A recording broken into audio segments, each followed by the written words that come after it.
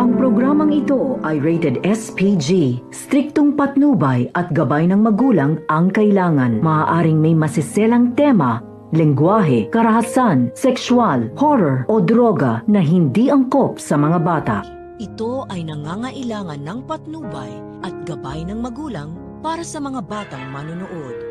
Kung kami dalawang kwarto, Tanggol, ano ba gagawin natin dito? papapalipasan tayo ng gabi dito.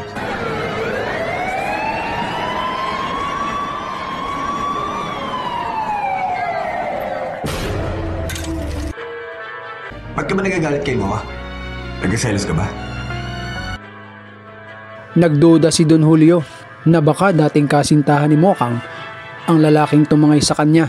Kaya sinisisi ni Olga si Ramon.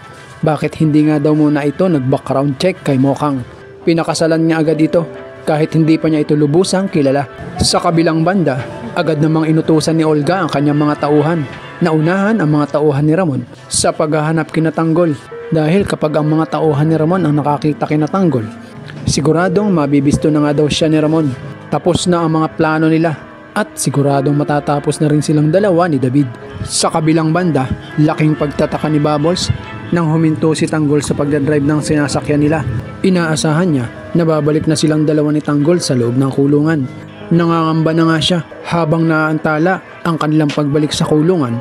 Siguradong galit naman na si Chip Espina sa kanila. Kaya nagalit na si Bubbles kay Tanggol. Sambit nito, pinagbigyan na niya ang kahilingan ni Tanggol. Ang dumalaw sa bahay nila at ganoon nga din sa mansyon. Dagdag pa ng dalaga, bakit isinama nito si Mokang? Baka maging ito pa ang dahilan ng pagkakapahamak nila. Paliwanag naman ni Tanggol, hindi niya pwedeng pabayaan si Mokang. Hindi niya ito pwedeng ihatid sa bahay nila sa Quiapo dahil siguradong masusundan lang ito ng mga tauhan ni Ramon. Nagrenta si Tanggol ng bahay na pansamantala nilang matutuluyan. Muli, kinausap ni Bubbles si Tanggol. Bakit nga daw tinutulungan pa nito si Mokang? Samantalang iniwan na nga siya nito at ipinagpalit pa nga siya sa ibang lalaki. Sagot naman ni Tanggol na huwag na magselos si Bubbles. Kailangan nga lang daw siguro nila ng pahinga. Muli, nagkaroon ng pagkakataon si Mokang at si Tanggol na magkausap. Sinabi ni Tanggol sa kanyang kababata na kahit iniwan pa siya nito ay mahal na mahal pa rin niya ito. Si Bubbles naman ay nagmumukmok sa isang sulok. Nagseselos siya kay Mokang. Kaya minabuti na lang niya na lumabas muna ng kwarto at magpahangin hanggang sa maisipan niya na magtungo sa beer house at uminom ng mag-isa doon.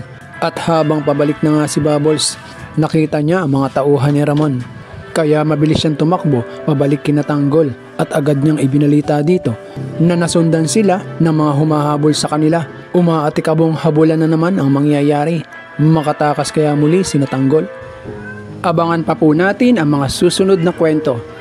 Please comment down below and don't forget to subscribe. Maraming salamat po sa panonood.